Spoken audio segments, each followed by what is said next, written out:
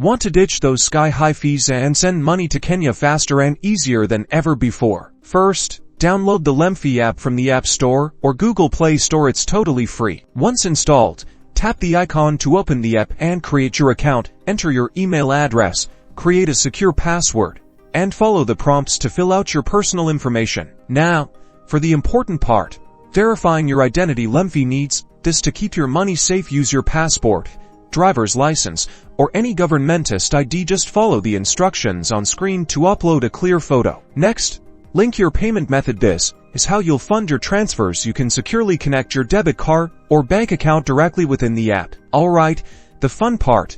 Tap the send money button. Now you need to enter the recipient's details. This usually includes their name, phone number for mobile money, or bank account details. Double check everything to avoid any delays. Enter the amount you want to send in your local currency. LemFi will automatically show you the exchange rate and any associated fees. Take a look at how competitive it is. If everything looks good, confirm the transaction. Boom.